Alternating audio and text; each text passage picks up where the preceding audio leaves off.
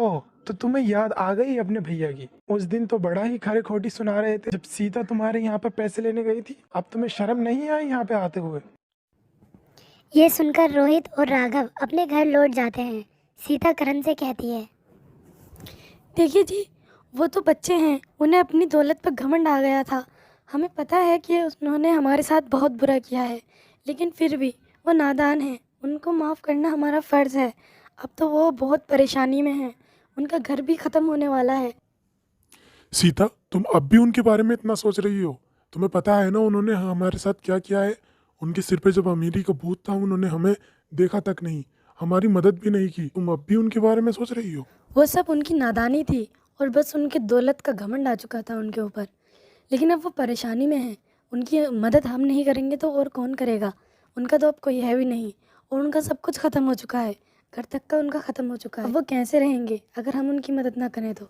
सीता, तुम सबके बारे में कितना सोचती हो, और एक वो है कि उन्होंने तुम्हें इतना बुरा भला कहा, अब भी तुम उनके बारे में सोच रही हो। ठीक है, मैं उनकी मदद कर दूंगा, उनके यहाँ पर पैसे लेके पहुँच जाऊंगा। रोहित राघव जब घर पहुंचते हैं तो पायल उनसे पूछती है, क्या हुआ? तुम दोनों के मुंह क्यों लटके हुए हैं? भैया ने पैसे दिए हैं ना?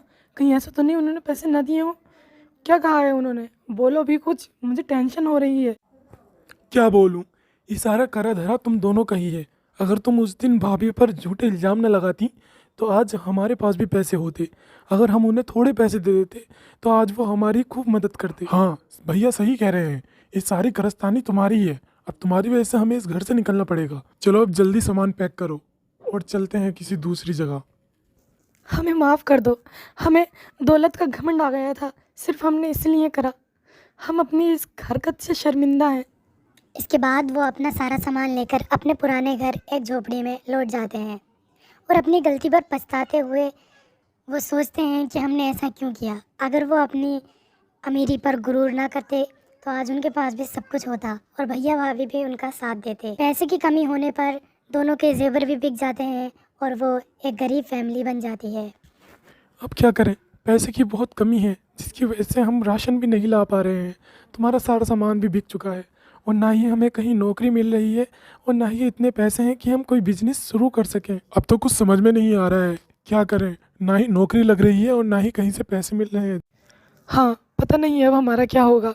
हमारी ही गलती की वजह से आज हम इस जगह पर खड़े हैं, इसीलिए अपनी दौलत का कभी गुरूर नहीं करना चाहिए।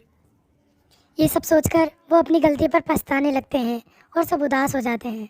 थोड़ी ही देर बाद उनका बड़ा भाई उनके पास आता है और उनको कुछ पैसे देने के लिए आता है और उनकी मदद करता है। भैया, हमें माफ़ कर दीजिए, हमें अपनी गलती पर शर्मिंदा हैं। मैं और तुम्हारी भाभी, हम लोग तुम्हारे तरह नहीं हैं। हमें अपनी दौलत पर ना ही कभी घमंड है और ना ही तुम्हें कभी हम परेशान देख सकते हैं। इसलिए तुम्हारी भाभी ने मुझे भेजा है ताकि मैं तुम्हारी मदद कर सकूं, और तुमने उसे इतना बुरा भला कहा फिर भी उसने मुझे भेजा। अर्जुन उन्हें पैसे दे देता है। हमें माफ़ कर दीजिए, हमने आपके साथ इतना बुरा किया फिर भी आप हमारी मदद कर रहे हैं। आप लोग फिर भी हमारी फ़िक्र करते हैं। हम बहुत शर्मिंदा हैं अपनी इस गलती पर। अर्जुन बोलता है, कोई बात नहीं, लेकिन आगे से ऐसी गलती दोबारा नहीं होनी चाहिए। चलो, अब तुम हमारे घर चलो, वहीं पर ही अपना बिजनेस स्टार्ट करना, और जब तक तुम रहना चाहो वहाँ पर रह सकते हो। इसके बाद वो सब राज़ी हो जाते हैं और हंसी खुशी अपना जीवन जीने लगते हैं। अगर आपको हमारी ये स्टोरी पसंद आई है तो हमारे चैनल को सब्सक्राइब कीजिए और हमारे वीडियो को लाइक कीजिए और बेल आइकन दबाना ना भूलिएगा ताकि हमारे आने वाली वीडियो की नई अपडेट आपको सबसे पहले मिल सके। Thanks for watching.